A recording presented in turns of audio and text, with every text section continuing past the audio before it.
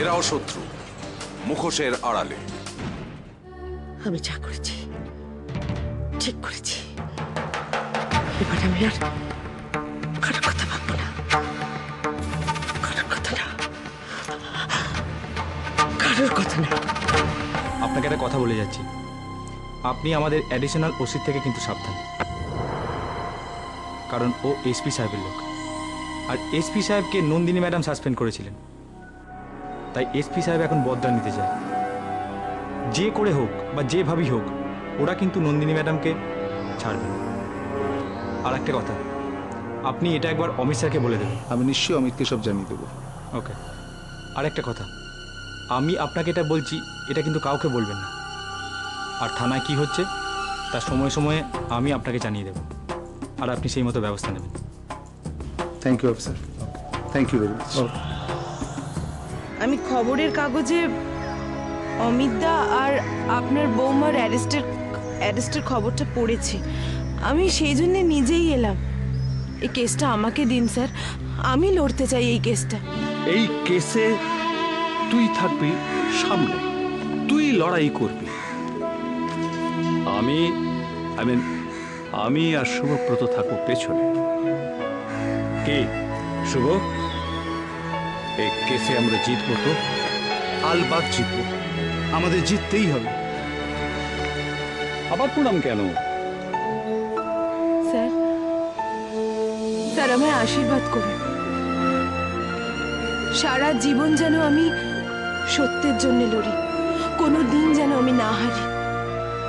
সত্যের জন্য লড়াই করলে তুমি কোনো দিন হারবে না শুনেছি, জানো তো? সত্যমেব জয়তে, সত্যমেব জয়তে। বড় মা, আপনি একবার শুধু হ্যাঁ বলুন।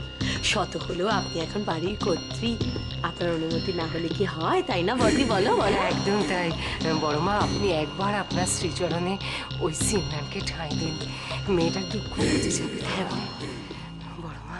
ঠিক আছে, তোমাদের যখন ইচ্ছে তাই হোক। তোমরাও কি বাড়িতে নিয়ে এসো। ও সেবা যত্ন করলে যদি প্রায়শ্চিত্ত হয়, আমি তাই করবো। থ্যাংক ইউ বড় মা, থ্যাংক ইউ।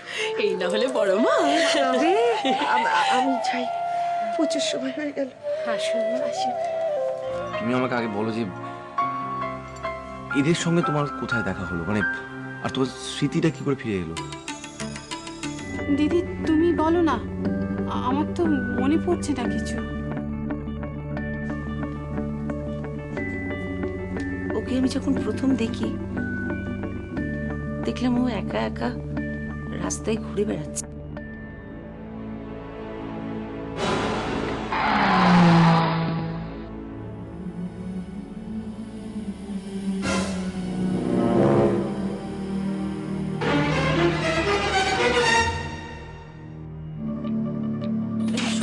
আমাকে দেখতে দিন।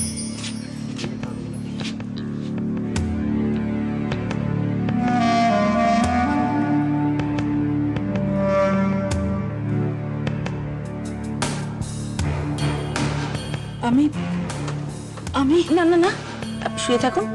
মাথা ঘুরে পড়ে গিয়েছিলেন আপনি, সামান্য চোট লেগেছে, এখন ঠিক আছেন। কি নাম আপনার? আমার নাম গীতা। ঠিক আছে, ওনার জ্ঞান ফিরে এসেছে।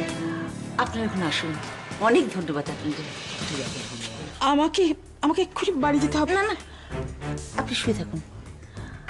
আপনি অরবিন্দ মুখার্জির স্ত্রী? আপনাদের কথা অনেক শুনেছি।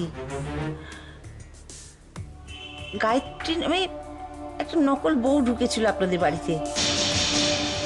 হ্যাঁ, সে তো ধরা পড়ে গেছে। নকল গায়ত্রী ধরা পড়ে গেছে? সে কি, আপনি জানেন না? আসল গায়ত্রী দেবী তো চলে এসেছেন। তিনি এখন সংসার সামলে রেখেছেন।